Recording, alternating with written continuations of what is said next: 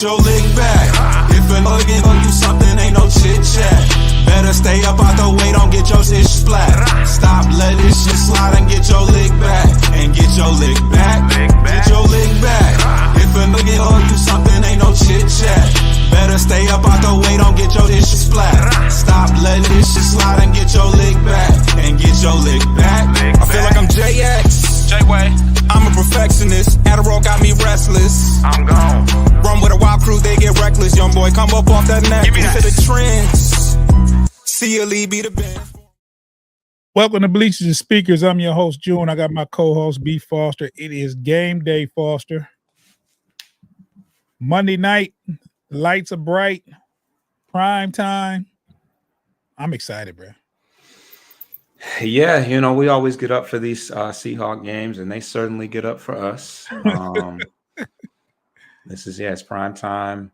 The Seahawks are 3-0. We're 2-1, so it should be a battle, and I cannot wait. Yeah, but before we get into this, I want to remind everybody to subscribe to Bleachers and Speakers on YouTube, and also for your audio fix, where you can find us on all podcast aggregators. Those are spots like Spotify, YouTube Music, Apple Podcasts. Just go to those platforms there and type in Bleachers to Speakers, FFSN in your search. Find us, follow us, hit the notification bell, so whenever we drop, you'll get an alert and you'll be able to listen to the new content. Download the episodes. Foster, you know what I don't like about Monday Night Football? What's that? Okay. First, it was very irritating to have to watch everybody else play on Sunday, and then wait till Monday to watch our team play, right? But Last year we started doing a show, the NFC North show with our counterparts.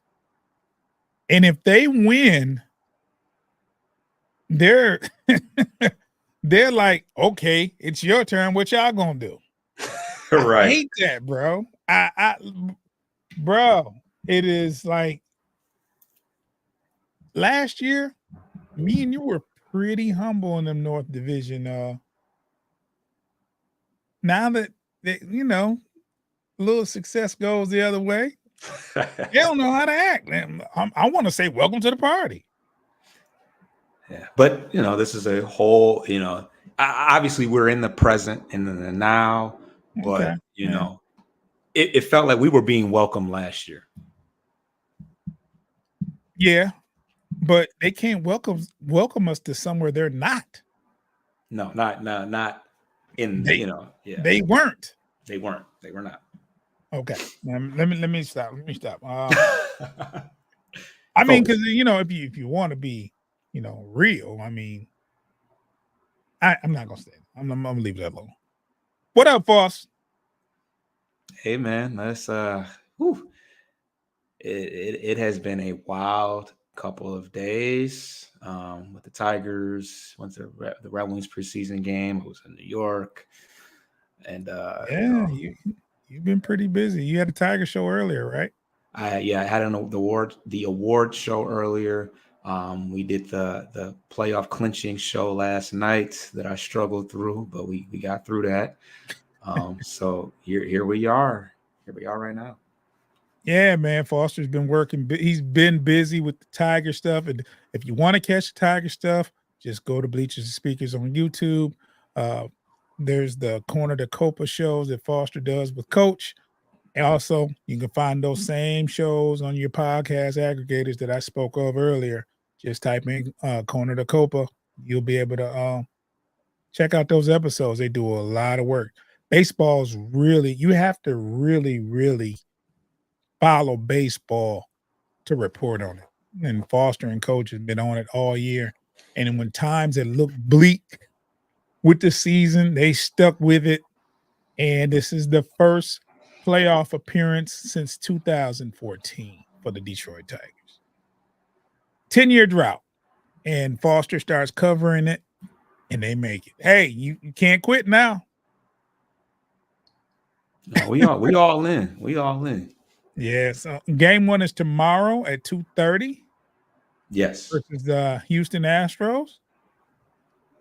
And I've been telling people we were playing the Yankees, but I was off. I was No, wrong. thank God. Thank God. Not yet. Not yet. We may have to see them down the road, but Hey, let's get through this Houston series first. Best of 3, 2 out of 3 wins, moves on.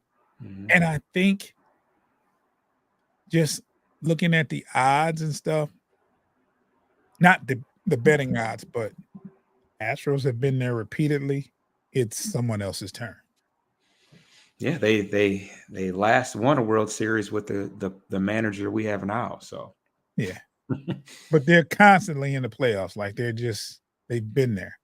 They don't make it to the series as of late. They're in the hunt. So hey.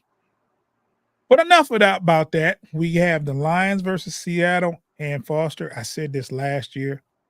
I have this game circled. I had this game circled this year as well. They're just pesky. Seattle has been pesky the past 4 years. So I'm gonna ask you. We just gonna go right off. I'm just gonna shoot straight from the hip. What do you see happening tonight, Foster? you know, what I see certainly as far as where we might have the edge, our offensive line versus their defensive line, I think we have an advantage there. If for no other reason than the simple fact that they have some injuries on the defensive line. And we all know that when we're able to establish the line of scrimmage and run the ball at will and set up the play action, that bodes well for us. And yeah, they have quite a few injuries on their defensive line. Their secondary is as of thus far this year, despite the fact that they played some pretty weak teams or what we project to be weak teams. The secondary has been very stout. So I think it's going to be even more critical, especially since Goff has struggled this year. Laporta has been quiet. It's another opportunity for us to lean on our running game, lean on our offensive line, and just set up more favorable opportunities for Jared Goff. Yeah, for sure. I definitely see the Lions establishing the run early, just enough to keep those safeties honest. Uh, my thought is to bring those safeties up, and after that, just get Amaranth, St. Brown, and JMO, let them do their thing on the outside. And I don't know, man. I just think the Lions will continue to run the ball and be successful at it. It would be great if Goff didn't have to throw as much. And that's always good for any team, no matter what. No knock against Goff, but when your quarterback can merely hand the ball off, you average 5-6 yards carry. That's a lot, but when your running game is in the groove and you're getting them, and you got 2 capable 100-yard backs in the backfield and they're doing their thing, it just bodes easier for your quarterback. Period. So an offensive lineman love run blocking opposed to pass blocking. So that's just the nature of the beast. I don't know much about Seattle this year. I just know they're 3-0. I know they've given us problems. How are we looking as far as injuries, Foster? So as far as the Lions are concerned, obviously we got some folks on the injury list right now. Marcus Davenport, Ife Melifonwu was just put on the injury reserve this week. That means they won't be back to week 10. Correct. At least week 10. Yeah. At least week 10. They're not eligible to come back to week 10. Let me say it like that. Right. And then we got Derek Barnes as well on the injured reserve. But as far as guys, as far as everybody else that's not already been ruled out for long periods of time, Sam Laporta was a full participant in practice. Brian Branch, who had the concussion, Aleem McNeil, guys like that. Frank Ragnow, who tore his pectoral or injured his pectoral, he has been ruled out. And Ennis Registraw was a full participant in practice and is questionable for the game today. But I think they pretty much said that he will likely play. So that's what the Lions have going on. Now, let me ask you this. Now, this is just me going on a hunch. With Frank Ragnow out, I'm going to assume that Glasgow is moving to center. Correct. Okay. And the rookie will play guard. Do you know who that is? Because I don't. I'm just assuming. I'm not sure. Now, I haven't looked at the depth chart. I'm just assuming. Yeah, me either. But that sounds. Are you talking about the 6'7" Manu guy? Yes. Wow. The only reason I say that is because they were saying he's about ready to play. Gotcha. And I just assumed that Ragnow was not going to play. And this was being said earlier, late last week, that he would be ready to play. He's getting close to being ready to play. So I just assumed that, because we knew about Frank and this torn pec or partially torn pec. There was no way he was going to play today. Just no way. I mean, from a lineman's perspective, no way. And he could be out a couple more weeks. Yeah. So it's a wonder they can play at all, considering how significant that injury is. But offensive linemen are just cut different. Let's be real here. So yeah. So he could be out for a minute, but we're used to I know Glasgow is used to moving to center if need be. So I'm just assuming that he would go there and you would have somebody in Glasgow's place. I don't think Glasgow doesn't start though, right? I'm not sure. I feel bad because I just don't give the big round bellies as much. Let's do this then. Okay, your tackles, Decker and Sewell, right? Then you have your guards. That would be Zietler, who you brought over, right? And I just need to know who the other guard is. Glasgow. Glasgow. Yep. I'm looking at it now. So, yep, okay. Glasgow would normally be the starting left guard, and then Ragnow would be the starter. would be the center. So it could be the backup for Glasgow. So the backup for Glasgow is Awasika, who we've seen out there. Yeah. He might be it. So it might be. So it could either. Yeah, I think they said that Glasgow was probably going to play center, but Michael Neese is the official backup for Ragnow at center. Ragnow. Yes. I'm gonna tell you this, Foster. It would be a plus if that backup center, if they don't have to move Glasgow over, and you can use the backup center, because that's saying, okay, your backup's not good enough. We're gonna just move Glasgow over. If Glasgow can stay where he's at and you put in your backup center, and if he can do the job, then that works. Frank Ragnow is like probably the best center in football, and they're responsible for the calls. They're the quarterback of the offensive line. So basically they're responsible for the protections, a lot of the protections and this, that, and other. Pointing things out, and just they're the train that makes the whole thing go. So we'll see, man. We'll see. That I don't like Frank Ragnow being out though. But next man up. No excuses. Next man up. So I think those whoever played on the line in the preseason, they've had the reps, because, like I said, the Lions did not play a starter during preseason. Not a starter on the offensive line at all. So they should be ready.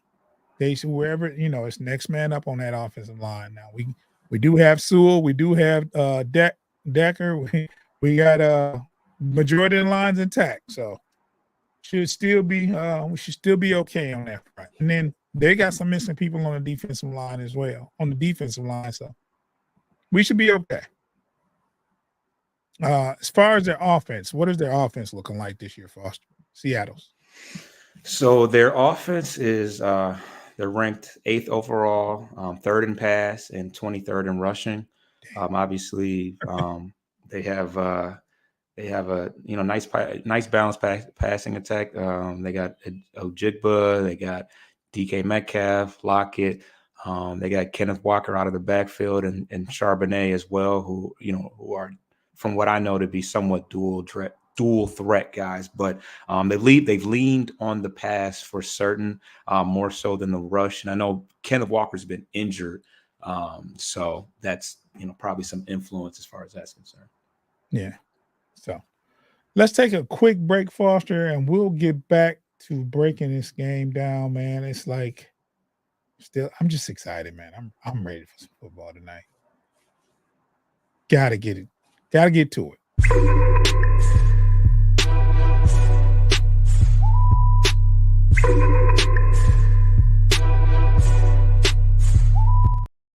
Lions, Seahawks tonight, prime time, Monday Night Football.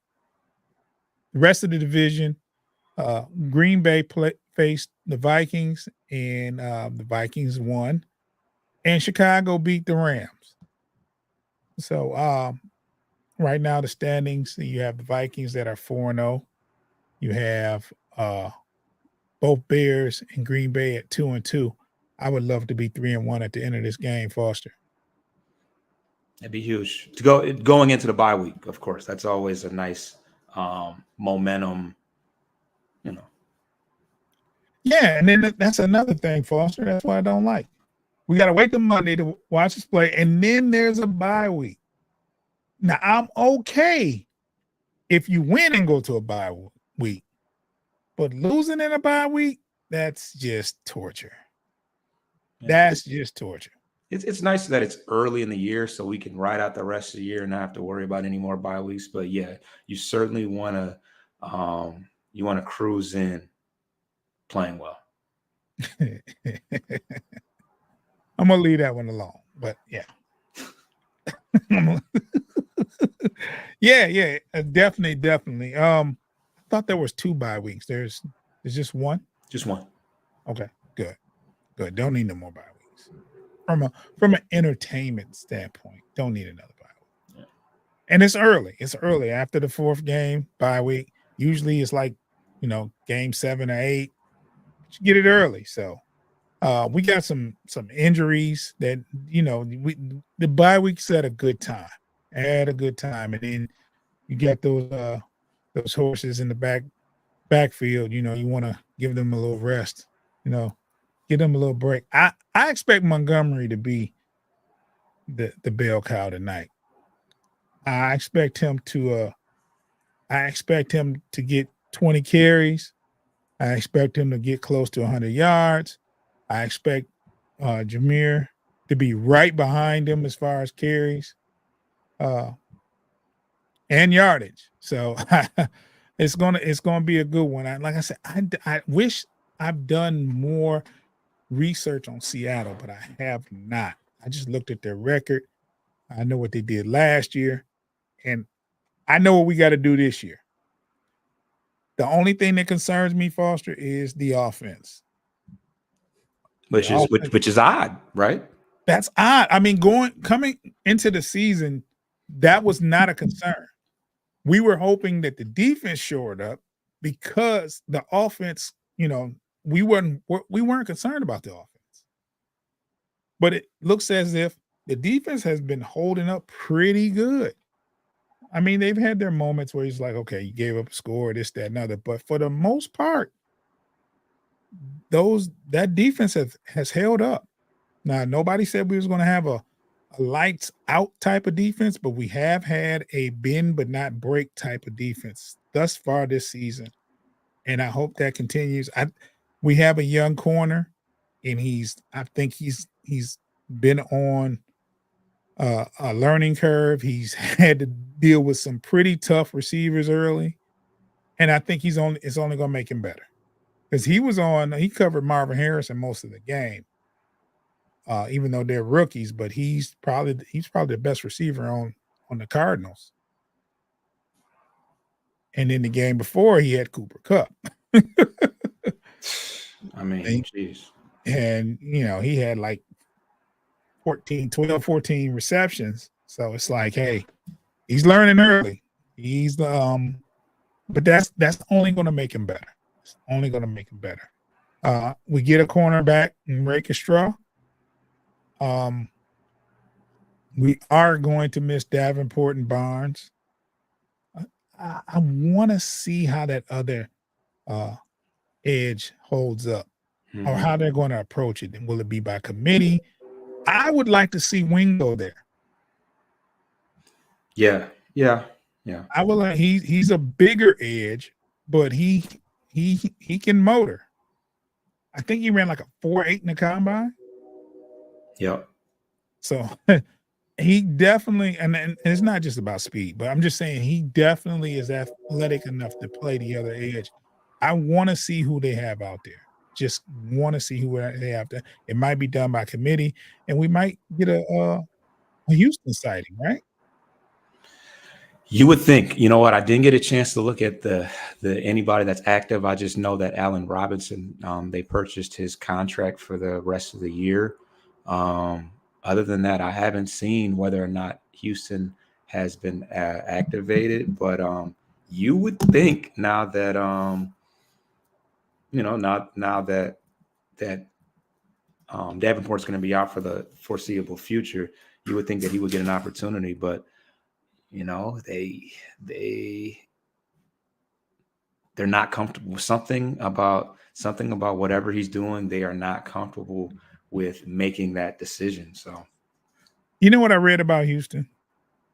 They said he's like the pass rush specialist, but that's about it that he's good at. We need that though.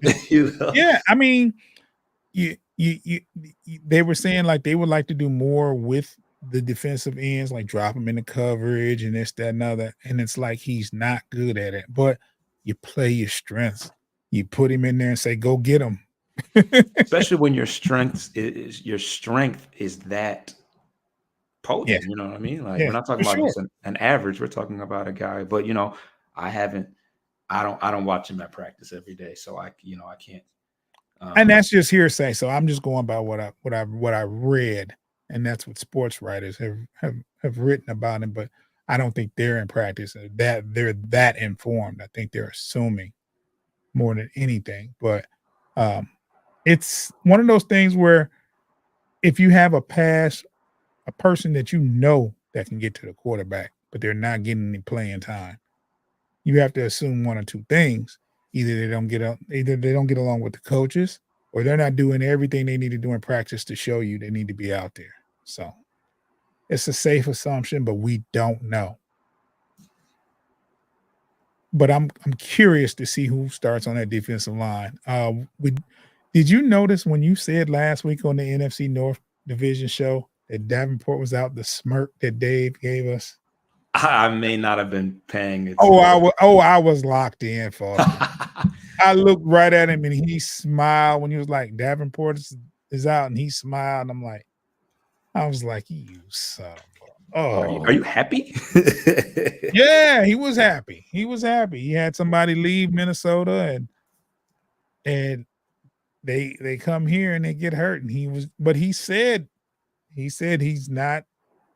If he's not 100%, he's not going to play. Now, this is a serious injury. So, I expect anybody with a serious injury not to play. And I'm pretty sure he didn't hurt himself on purpose. No. And he was pretty good when he was in there. So, I don't know. I don't know. That linebacker position, I'm going to be looking real closely at because there's an opportunity there, Foster. There's an opportunity. I know Derek Barnes was heading to be that guy, but with him out, there's an opportunity for Jack Campbell to say, "Hey, this position is mine." We got Anzalone back tonight. He's cleared and been practicing.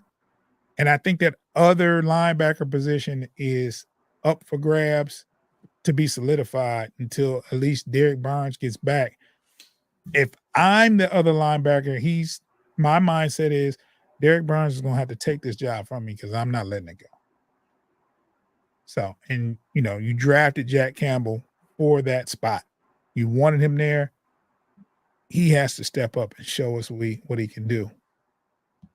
But the other guy has been out there. Number 55. What's his name? I get his name mixed up all the time. Rodriguez or Rodriguez. yeah. Rodriguez. He's been out there a lot, which is good to see because his rookie campaign, we were very, very high on him in his rookie campaign. So you mix Rodriguez in there with Jack Campbell, and I think you could have somebody that's holding that fort down until Derek Barnes gets back, or if he can't come back in with a week 10 or 11 or 12 or whichever week it is, you'll have two players that's holding the fort down. On the back end, Branch is out, right? He was a full participant in practice. Okay. Yeah, and the game status doesn't say anything, but he was a full participant in practice on Saturday, which is the last practice they do before even Monday night game. So, okay, all things which suggest him to be active. I mean, it just had a concussion, so the fact that he's cleared and was able to practice lets me know that he's probably going to play. The extra day helps for that. Definitely. Even though he was practicing Saturday, but it doesn't hurt to have an extra day when you have a concussion on Sunday. So, yeah, I think the defensive backfield is set as far as injuries. Arnold is good. Davis is good. Robinson, your nickel, is good. You got Kirby back there. He's good. And I like Kirby he's going to make the Pro Bowl this year. He's definitely, I mean, he is earning it this year. He's making tackles, he's getting interceptions. He's one of the best safeties in the division. Put it like that. I don't want to give him the NFL crown yet, but he's doing a hell of a job back there. So defensively, I'm not too much worried, but I will get worried if those tight ends decide to feast again this week, like they did last year versus us. I think it was Noah Fant and someone else. They were so wide open. It was crazy. Geno Smith will get rid of the ball under pressure to a tight end, and there was not a defensive person around him for 5 yards. That hurt. And then they scored. We went to overtime, didn't we? Yes. Quick. And they scored. They went right down the field and scored a touchdown. So we didn't have an opportunity. So that made it back because we had the momentum. We actually tied the game to send it to overtime, and they won the coin flip and won the game. So Seattle is just one of those teams, man. They're just a thorn in the side, man. They've been doing that. It's our time, though. Now, Foster, what happens if you lose this game? We lose this game, then I guess the focus is getting healthy, and over the bye week, obviously we'll have a long time to think about that, but yeah, we got some very important games coming up after that, so it certainly doesn't get any easier for us. But that's how it goes when you're one of the best teams in the league last year. We got the Cowboys and Vikings back to back, and they're both road games. So, and then those are the two home. Those are the two games that we have coming up. Obviously, the Cowboys are going to be tough, and the Vikings, I mean, they might really be on fire by that point. So, this is an important, important game for us. We will have been 4 games in and play 3 of them at home. We play Tampa, LA, and Seattle at home. So these are games that we have to have because that's the advantage that we acquire because we're going to be on the road for the next let's see. Yeah, for the next 2 out of 3, but 2 tough teams though. Well, we'll see how the Cowboys are. I don't know. They're hit or miss some weeks. Yeah, but they'll be at home, and they were really tough at home last year. So, are we wrapping right now? What do you mean? Oh, wrap. I just want to know if I need to throw in. We didn't really talk about the injury reports as far as Seattle. No, we'll take a quick break. Yeah. And you in a rush or something, man?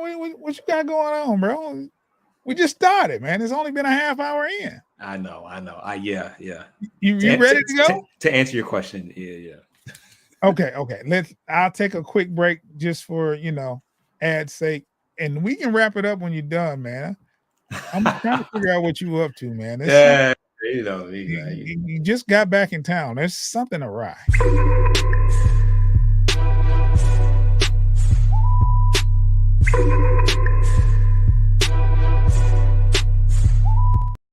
Yeah, we got to get out of here, man. Foster got stuff to do, man, before the game. I know he's going to watch the game, so that's but it is 6:25 and he's trying to hurry up. So that means he's going somewhere to watch it. He's not going to sit at home and watch it. Now, where? I'll find out and I'll report to you later on the show. You gonna report? I'm gonna spill it all. I'm gonna tell it all. Foster, we can wrap this up though. I mean, before you go though, can you give me a prediction? I'm not going against the Lions in any scenario. So I definitely wow.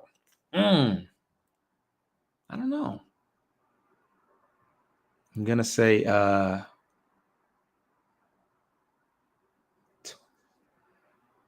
gonna say 28-24 Lions. And as far as I talked about, they had some injuries on the defensive line, and as far as their edge rushers are concerned, Boye Mafe has been ruled out. He's had a sack in each of the first 3 games this year. Leonard Williams is out as well. He's got 1.5 sacks. Boye Mafe has nine total tackles to go along with that as well. Byron Murphy, their first-round draft pick, has also been ruled out. He's got a 1/2 sack so far this year. These are all guys on the defensive line and/or rush, edge rush.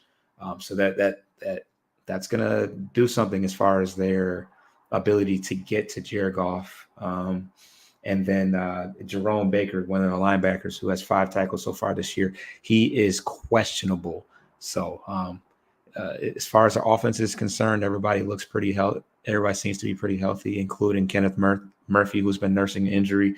But they do have some injuries up front, which should bode well for us, who will be trying to establish the run and protect Jared Goff. All right, I'm going to give a quick prediction. I'm going to say Lions 27, Seattle 17. Interesting, Okay. Right? Yeah. Yeah, I say the offense gets rolling this game. I think the defense holds up, and I think they might score a touchdown late, but it won't be in question at all. It'll be 27-17 by the end of the game. I predict the Lions to win by that score. So let's get out of here. I know Foster got some things to do. I just want to remind everybody to subscribe to Bleachers to Speakers on YouTube. Do that more than anything. Also, no. You got to follow us on the podcast aggregators as well. So make sure you tap in with us on Spotify, YouTube Music, Apple Podcast. Just type in Bleachers to Speakers, FFSN in your search. Follow us. Make sure you hit that notification bell so whenever we drop content, you'll be able to get an alert and download those episodes. Foster, I want you to be safe in whatever you're doing, because Lord knows what you're doing. And I want you to enjoy the game. I will be texting, chatting, doing commentary. And I know you might not be back tonight. I might. I might. I'm gonna play. I'm gonna be here tonight. Okay. Okay. Unless it's like 56-0 Seattle, and then you won't hear from me for a week. But